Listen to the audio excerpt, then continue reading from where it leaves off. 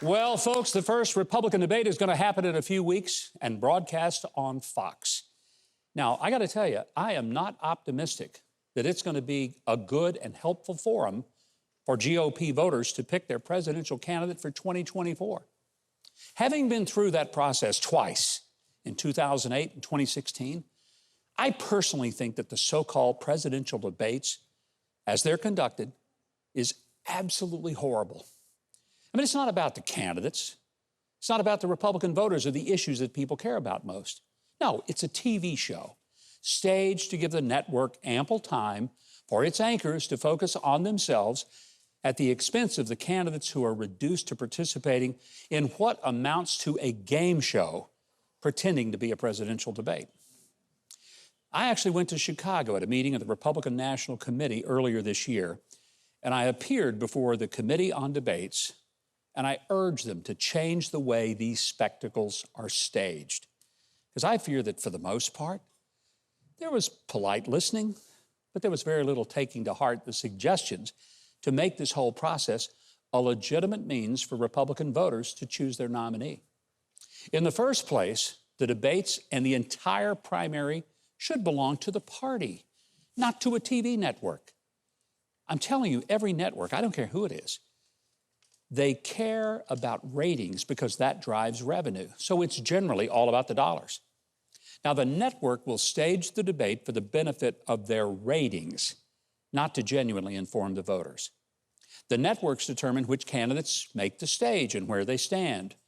TV executives choose the people who are asking the questions, and TV people choose the questions. Most of the time, those questions aren't what you care about. It's what the TV people think will be most controversial, or maybe will create a mud fight among the candidates.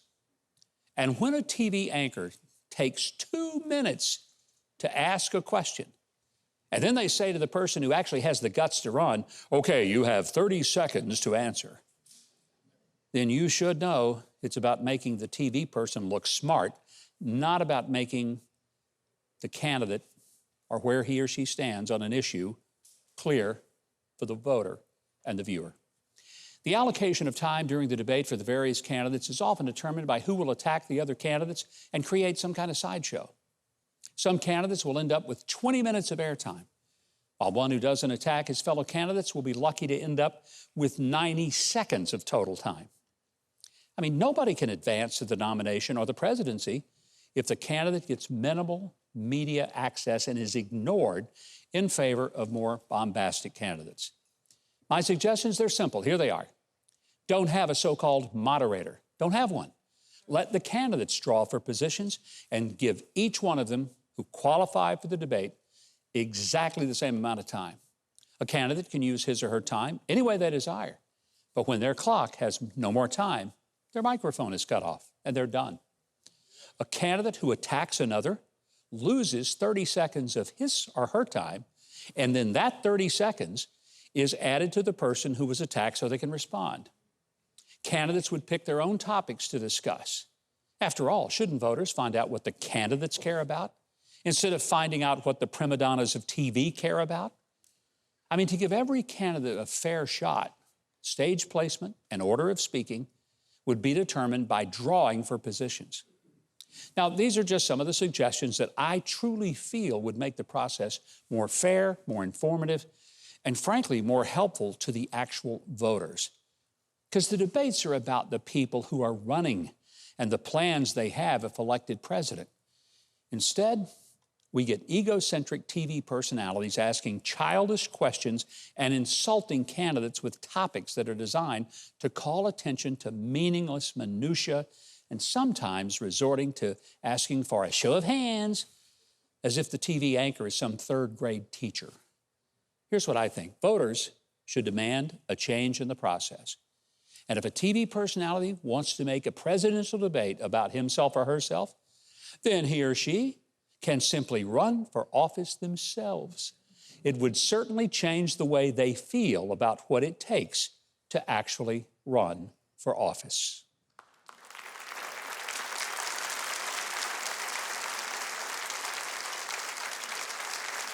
We've got a lot in store for you tonight. Keith Bilbrey, why don't you tell these good people what they can expect? Well, you got it, Governor. Coming up next, Dr. Phil talks about his early days before fame. Then later, Ron Hart shares his take on the 2024 presidential race. Don't go away. You're watching Huckabee.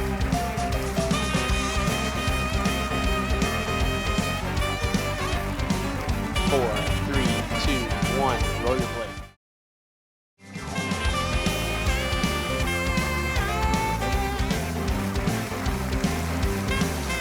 Go to MikeHuckabee.com and sign up for his free newsletter and follow @GovMikeHuckabee on Twitter.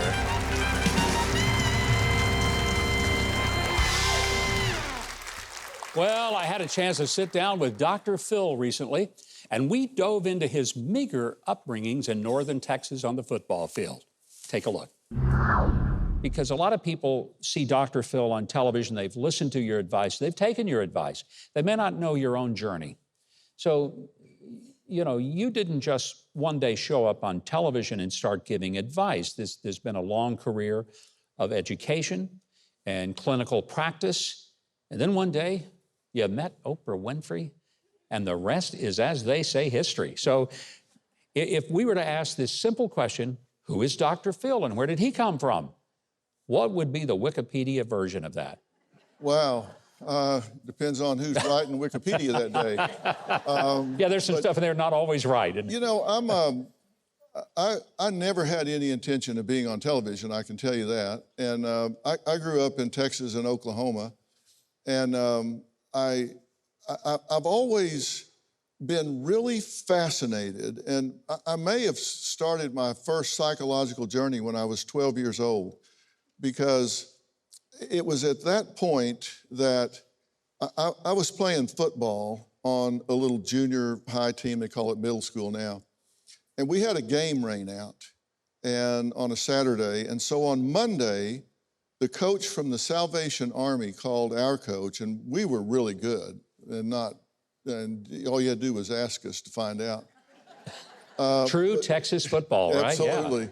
And so they said, listen, we know you had a game rain out. Could we come over and scrimmage you? And the coach said, yeah, sure. So they came over and piled out of a couple of pickup trucks, and we're over there snickering because the kid that lined up across from me had on a button-up shirt, and he had his number 4 on it in masking tape. And we're going, how dumb is he? Why not put it on there with magic marker? We're so dumb, we don't realize he didn't put it on magic marker because that's his shirt. Oh, yeah. That's not a shirt, that is his shirt that he has to wear to school tomorrow.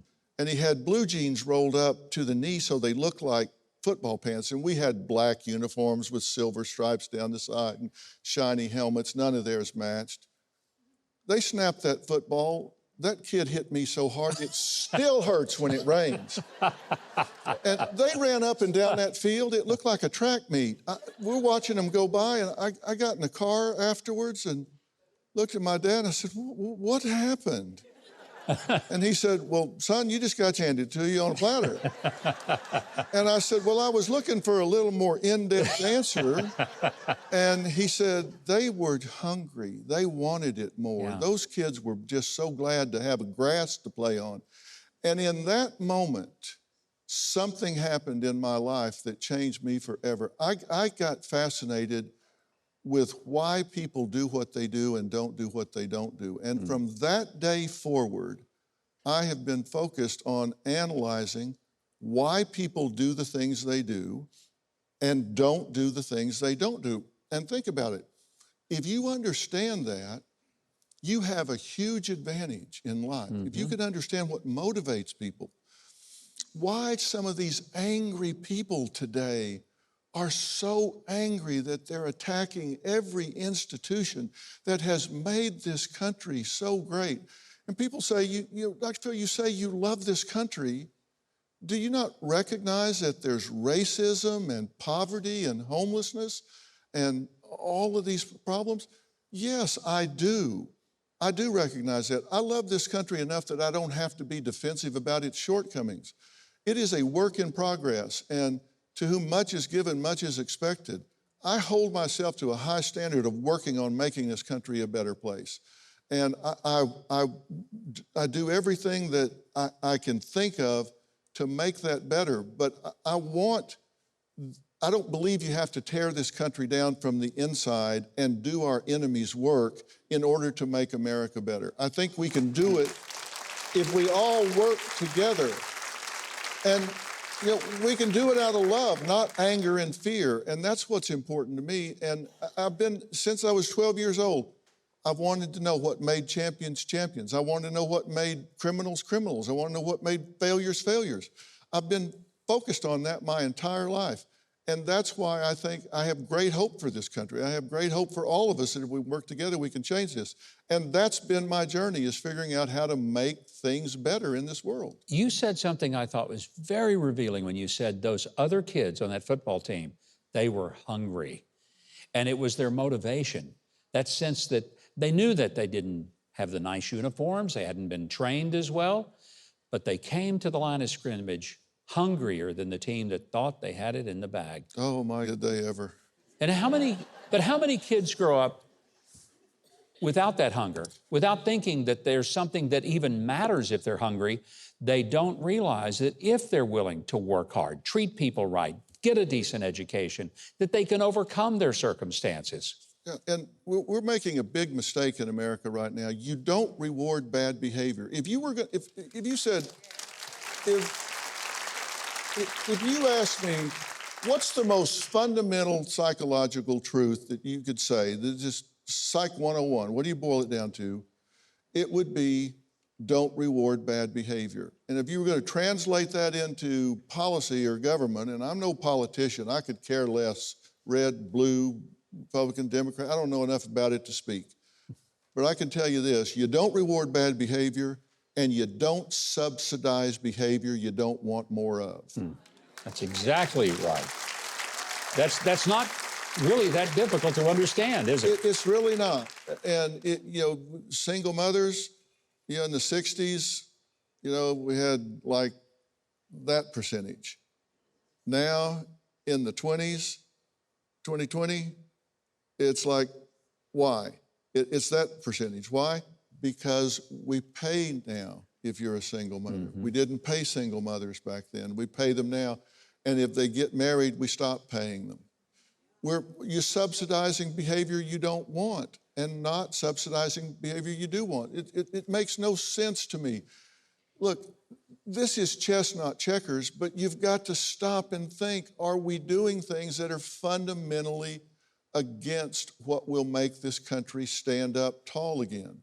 And we are. We're subsidizing the wrong things. We're rewarding bad behavior.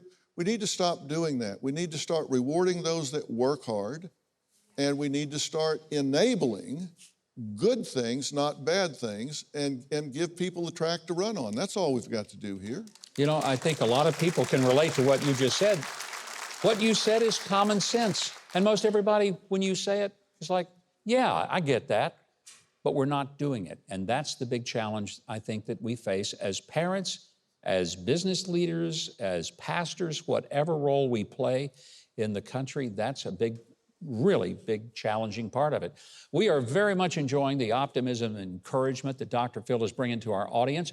Now, you can stay up to date on all of the things that Dr. Phil is up to by a simple visit to the website Huckabee.tv, where we provide a direct link to Dr. Phil and his many activities.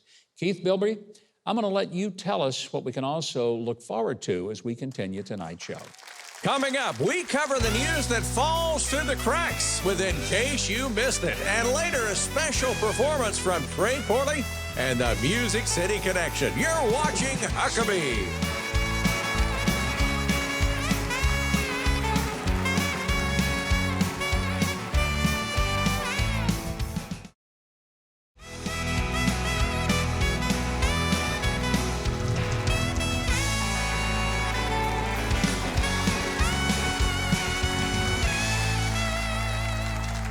Well, many of you are on vacation right now and overindulging in fun things. So that means it's time for a super-sized scoop of cool, refreshing, goofy news on In Case You Missed It.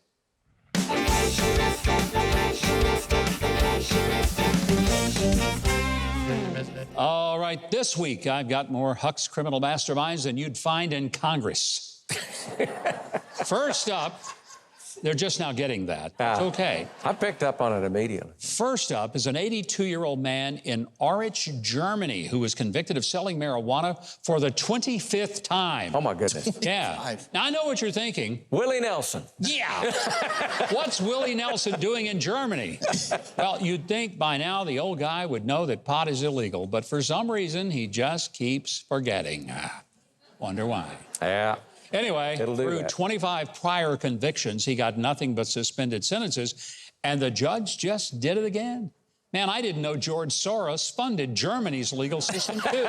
Oh! Now, before you ask, what's the judge been smoking? The defendant claimed that he can't live on his government benefits, so he has to make money somehow. And the judge told him this was his last warning. Seriously. And if he's caught selling pot a 26th time, he's going to jail.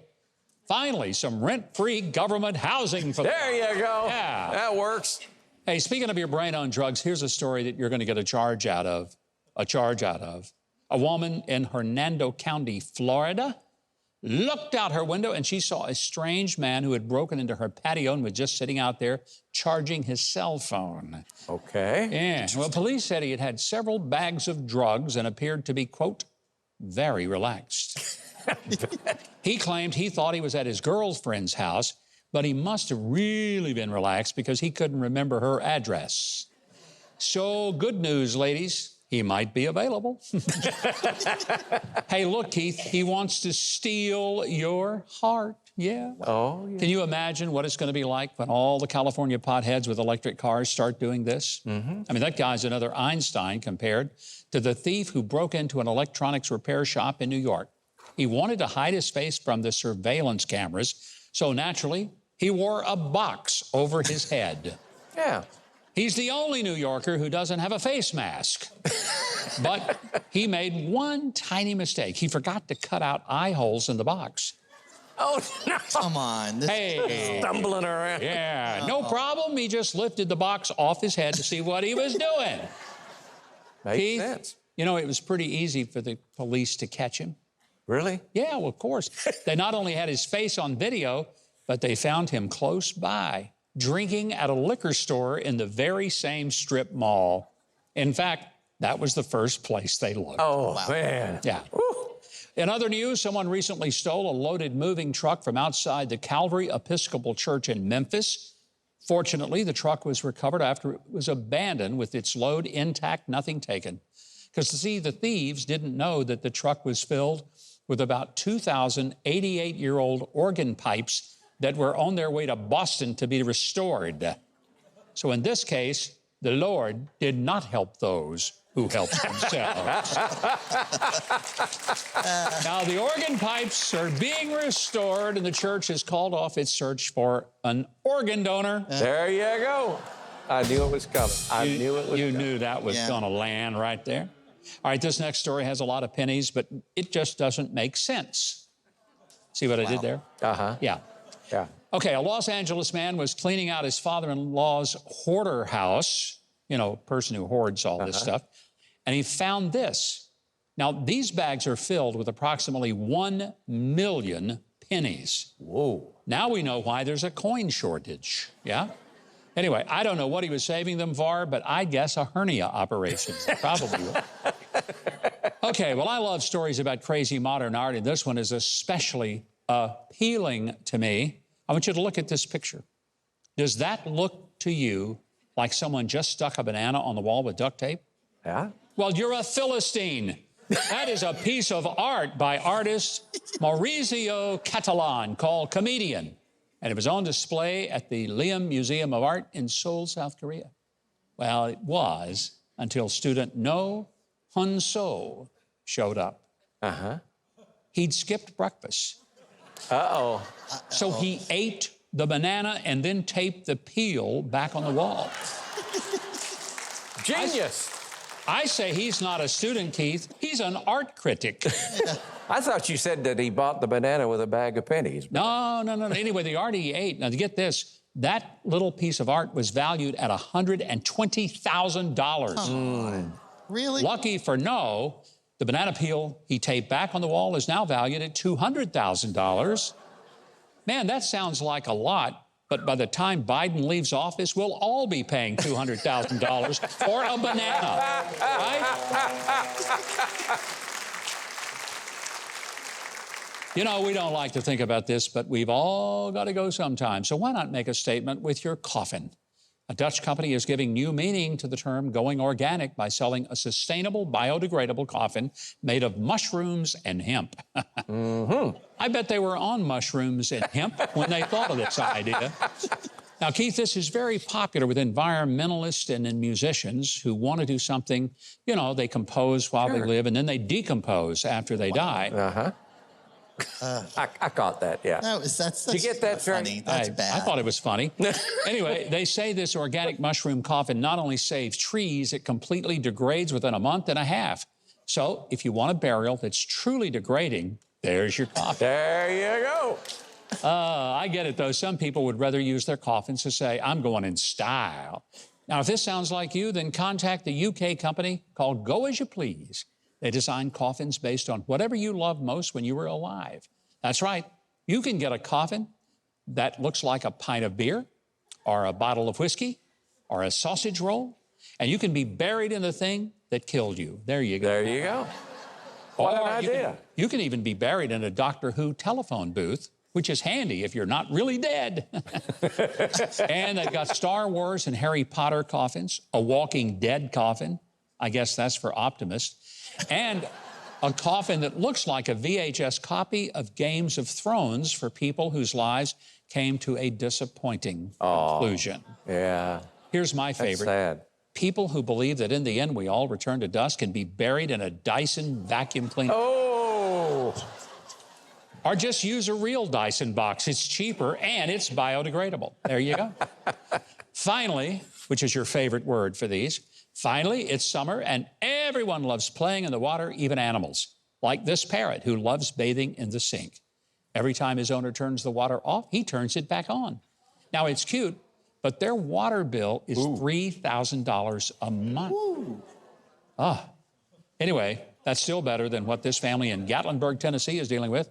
Every day, when the heat becomes unbearable, a mother bear and her 2 cubs hop their fence and take over the family swimming pool. They don't even shower first. Oh, no. Anyway, the family doesn't mind, well, except when it's time to clean the hair out of the pool filter. Do it, yeah. But of course, not every animal loves water sports. This cat was lounging in the kitchen sink when he accidentally turned on the water. Yikes! Hey, can we see this again in slow motion? Here he goes. Wow. Watch that all day. Wow. But I can't, because before someone turns a hose on us, I'm going to wrap this up. But until next time, remember, we read the news. So you don't have to. Well, coming up, Ron Hart sizes up the 2024 election, and later, Trey Corley and the Music City Connection perform Don't Go Away.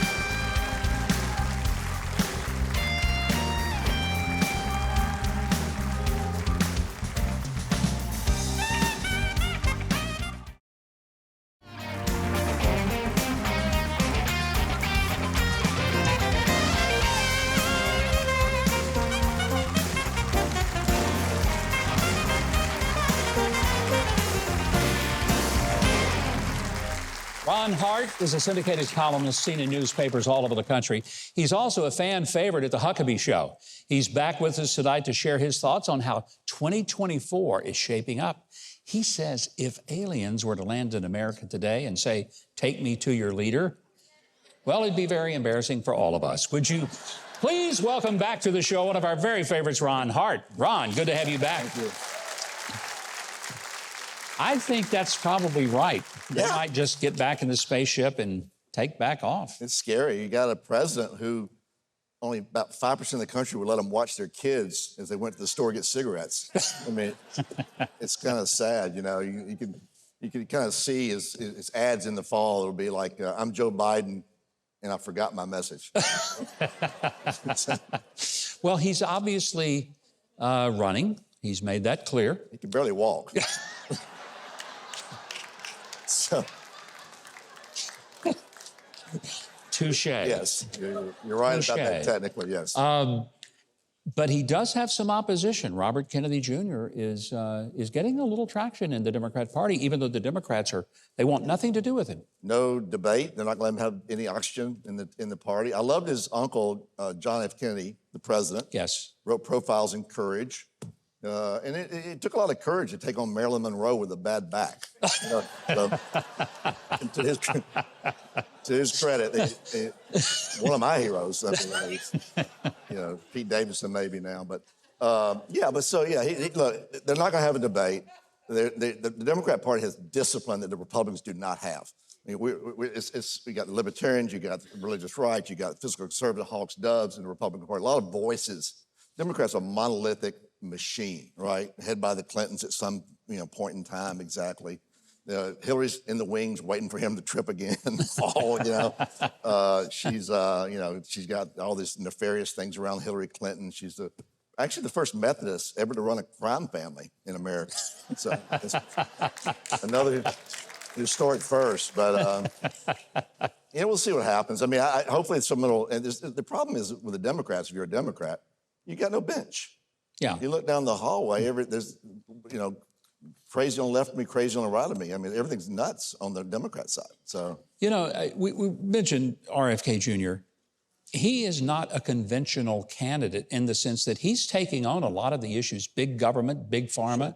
I got to respect him for that. We're hoping to get him on the show. I want to talk to him because I admire him for that. It's a Joe Rogan feel to him, right? Anti-vaxxer, Aaron Rodgers backed him as well. So, and then on the Republican side, who knows? DeSantis obviously is the contender. You've been through this before. You know what it's like. You don't know he's a real contender, DeSantis, until the FBI raids his house. So we don't know that quite yet. Trump goes to Iowa, does the Iowa thing. He's picking up votes left and right. He's signed up people quicker than the FBI can take down their names. He's doing well. Mike Pence, pulling around 2%, right around skim milk. Pence is.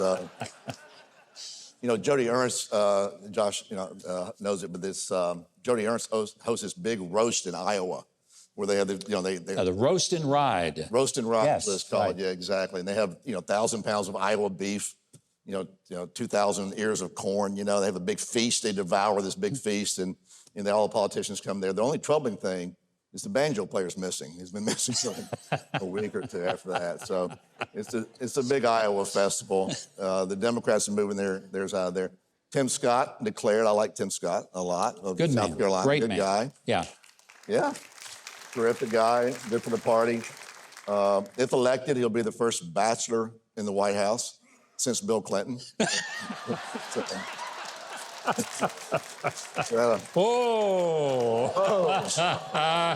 Too soon. Is that too soon? Oh, no, not too soon. Hey, you got other candidates, coming along the way. I'm more libertarian. I'm more of a Rand Paul type of person. So, okay. We got some Rand Paul fans out here. Yeah. So hopefully, the problem you have, as everyone knows, is conventional wisdom.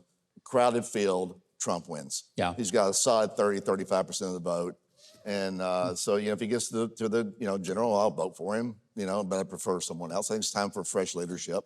I mean, he's almost 80. Biden will be, I don't know what Biden is, 81 or 2 or 3. They're going to hold the next debate in the Muffet Theater in the balcony. Get off my lawn. It's kind of what we're up against. I think we can do better as a country with candidates. You should run again. Tucker Carlson, I'd love to see him run. Yeah, well, Tucker, I'll clear the field, let him have it. This boy ain't running again. You done? No, you can only mortgage your house so many times to go out there and run. And then your wife threatens you with a hole right through here that's a 9 millimeter, and you just say, it ain't worth it. A lot more money in politics than when you did it. No? No. Not really? Not really. Yeah, No, you can't. You can't take a paycheck. Right. And so, unless you're independently wealthy when you run, it's a huge sacrifice. People don't understand that. And you open your family up to everything. Exactly. So it's a tough one. It's gotten so ugly, unfortunately. I hope DeSantis and Trump don't just beat each other up. I just don't see how that's going to work. It's not good. Trump will, you know, he's the only viable candidate, DeSantis is, and, you know, Trump views him as a viable candidate. You know that because he's given him a nickname. He's the only one he's given a nickname to. So it's like the 8th grade. You're running for 8th grade president. We can do better, I think. So the Republicans need to field someone who can do better. I like DeSantis. I think he has all the policies of Trump without the personality. And he's done a great job in Florida, as you well know. So. Yeah, he has done a great job there. You know, one of the things that I do think is that if Trump is pushed out, because people say, oh, gee, we don't like his personality because all these clouds are hanging over him. I think my concern, we will bring that upon every candidate we ever have. Right. And the new strategy will be, hey, we don't have to beat him at the ballot box. We're just going to beat the stuffing out of him through the FBI and Right. all the intelligence agencies and the press, and we'll make that person, if we can't take him down, we'll make him wish he was. Yeah, I mean, I worry it about scares good people from coming into politics. It does.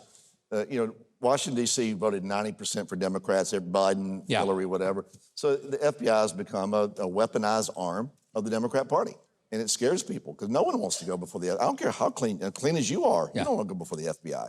So it's become, then they did decentralize the FBI, move it to the regions, decentralize D.C. Now, the Yeah. FBI, great people, great officers, but it's been politicized and co-opted. And to the detriment of every case they bring now, because everybody doubts them now. I mean, no one believes the FBI now after what's happened. So this Hunter Biden thing, they've still their hands on that for a long, long time. When you bring charges on that, I mean, how corrupt do you have to be? Will they ever, you think, bring charges against Still mad at Hunter Biden, they're going to indict Jared Kushner. I mean that's how they operate, unfortunately. I think the American people hopefully see it. You've illuminated it here, and other people see it. I think it's frightening when the government, the deep state turns against you. It's scary for the average Americans. And Trump is just, his personality aside, he is a proxy for the anger in America. Yeah. No, there's no doubt about that. And I think he's spoken for a lot of people who feel like nobody has been willing to take on the deep state at the level that he has. And I do think that's been his strength all along. It's frightening. Ron, we always love having you. Please promise that you will come back regularly. Anytime, I love it. We look forward to it the next time. For our audience, you can read all of Ron's columns at the Daily Caller. I read them every single week, wouldn't miss them. And you can also read them in newspapers nationwide. But we've got the links so that you can follow all of those columns. Plus, you can follow Ron on social media at Huckabee.tv. Keith Bilbrey is going to tell us what's still coming up on the rest of the show. Coming up next, artist Steve Penley shares some of his colorful paintings with us. And later, a special performance from the Music City Connection. Don't go away.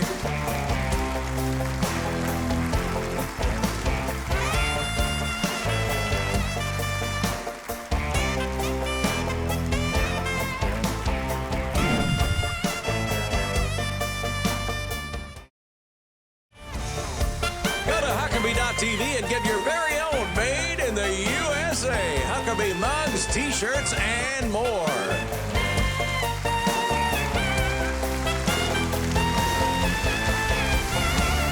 We've been telling you about the Steps of Paul Mediterranean Cruise. It's coming up. There are just a few cabins remaining.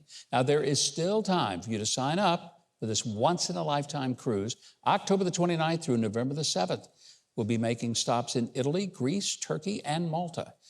Don't wait to book your cabin because it will sell out. For more information, go to thegreatesttrip.com. Would love to be with you on that trip. Steve Penley is a brilliant artist. He's been called the Da Vinci of the GOP. His works hang in Republican state offices all over the nation and even in my own office, very proudly, I would say. Please welcome to the show for the very first time, the amazing Steve Penley. Steve, it's great having you. Thank you. Thanks. Thank you. I love an applause. Well, you know what? Painters don't often get applause. I never get like applause like that in my studio, so Well, that would be weird. by golly, Steve, it's high time you get some applause. These people are going to give it to you. Yes. I love it. Thank you. I'm a narcissist, so I like that kind of thing. I don't ever think I can remember an artist whose works just captured the imagination of so many American patriots. I don't want to make it like... It gets me in trouble, too. I bet it does. Yeah. You know, you're one of the most conservative people that I think probably breathes today. Right. But your artwork transcends your own politics in that it's really about America. And that's what it is. And whenever I talk to people on left or right about my work, I'm trying to, what I always say, reconstruct the deconstructed America. And I'm not ever trying to attack anybody of any political stand. Well, I am too. But I try to do it nicely. But the worst thing, if I'm giving speeches or if I'm doing anything publicly, the last thing I want to do is offend somebody. Yeah. But I would like to persuade, but, jamming my opinions down somebody's throat will never change anybody's mind. But I do love my country, and every day that we spend in America is like paradise. Yeah. And I can't believe that people don't recognize that. But thank you. It's true. Thanks. And that's what I think endears all of us about your artwork. Every piece that I've seen of you, I just feel like there's something attractive.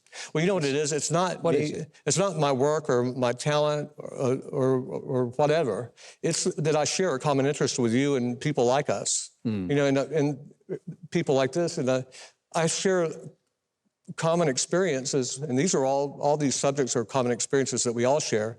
And sometimes we put different tags on each subject in our brains, but still, it's a common experience we share as Americans. And so it's not so much that I'm that good, it's that we all share the same, interest. And these are things that remind us about why we're here, what we should be doing, and what a great country this is, and how thankful we should be, so. Well, but you make us more thankful by the way that you express the things that really depict America. Did you start painting when you were very small? When did this all start? When did you know you had a gift? And, I'm not usually this positive unless I'm on television. If I'm on television, I'm a very positive thinker, and all that stuff. But when I'm at home, I'm just grouchy. I'm like Archie Bunker, But just complaining about everything. But no, I started when I was, as long as I can remember, my first memory of being an artist is no memory at all. I can't remember it. But I did a barn down my parents' hallway with every animal scribbled with crayon, and I was so proud of myself, they say. But this was not an authorized art no, it wasn't unauthorized. It was street art in the hallway, inside the house. Yeah. So I'm sorry. I'm sure that went over real well with your parents, and they said, oh, we have a budding artist in our home. I got the beating of a lifetime.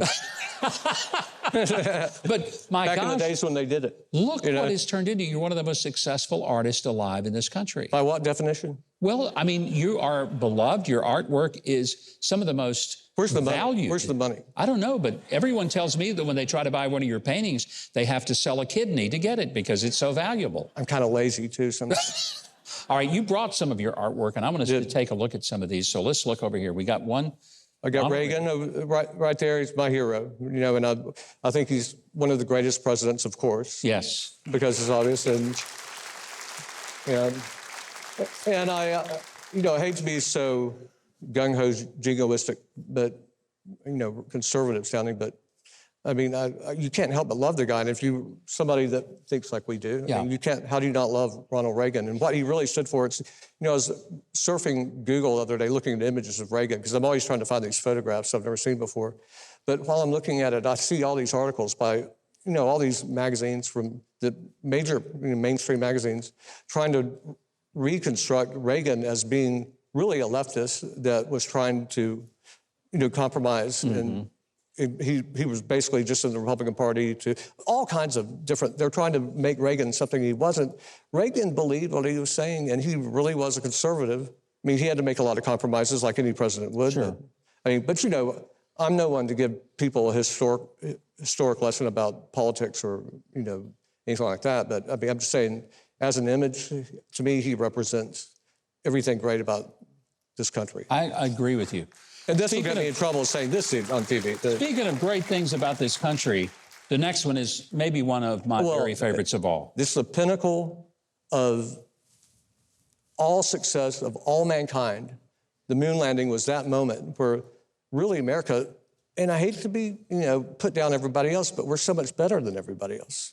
I don't even argue that point. I agree. This is the greatest country on God's green earth. I don't see Putin with any man planting a flag on the moon. I mean, Yeah. there's no Chinese guy up there planting a flag. They did it with a robot, but not, it's like one of those little robots, and it's not even a good-looking flag. Yeah. So I don't give them credit. Your So next piece is the I don't like the dollar, Russians. which we need one that size now, given with inflation, for it to be worth $1 anymore. Well, you got to go crypto or something, but when I think about the dollar, though, it represents everything good and bad, and you can project whatever. With a lot of these icons, we project our values and our experiences onto these icons, and they can mean so many different things to so many different people, and sometimes people have a very scary, take on what these icons mean to them. There's no one, and I mean no one, doing the kind of absolutely inspirational artwork like Steve Penley. There's a few I know of them. my family. No one is. I'm serious. I don't know of anybody who's doing it like that. But they're all kept down by the IRS. You know what I mean? Yeah, well, let's keep them that way because we want you to stay where Exactly. you are.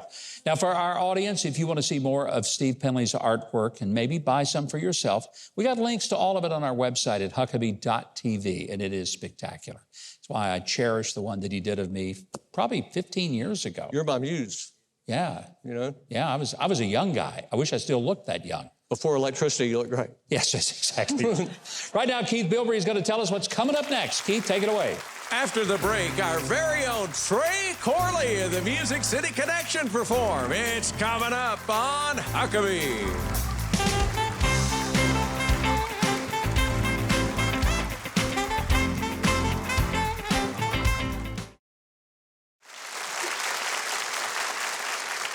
Hey, tonight we've got a special treat.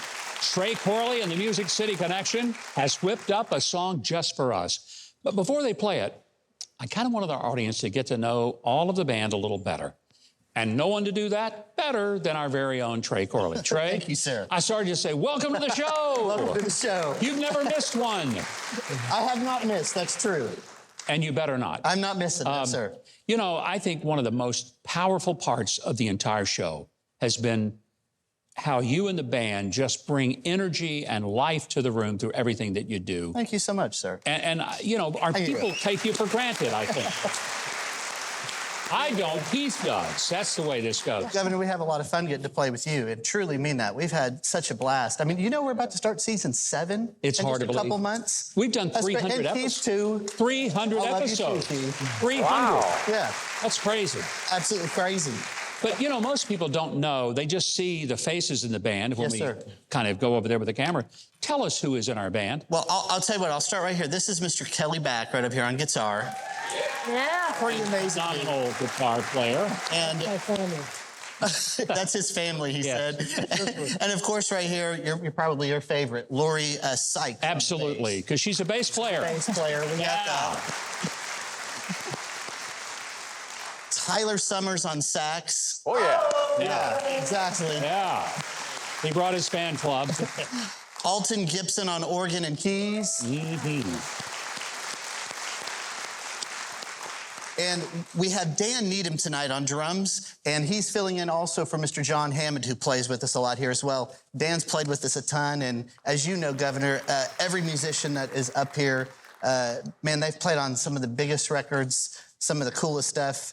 Last week we had Mr. John Schlitt on. Yeah. That Dan produced that song that we had last week. He's just kind of crazy. Well, what a lot Incredible of people may not realize is that every person on this stage that plays in the band, they're all session musicians Yes, sir. in Nashville. Yes, which, sir. if you understand anything about music, if you're a session musician in Nashville, you're the best there is. Yes. If you can make it in this town and doing session work, Absolutely. you are as good can get. I agree. And that's why we always are blown away by the music that the Music City Connection comes sir. up with. Never disappointed. Super honored. Well, tonight we have a selection for you. We have started a hymns record. I don't know if anybody likes hymns out there, but hymns for us are, all of us grew up in church and listening. And actually we did It Is Well With My Soul a few months ago. Yeah. And we did that selection and made this arrangement of it. We've been working on a hymns record. And Matt Crouch came up to me and said, listen, I listened to that song, no joke, I listened to it 12 times. We watched it over and over again, and he said, we want more of that. Could you do more of that? And I said, oh man, actually, yes, we can.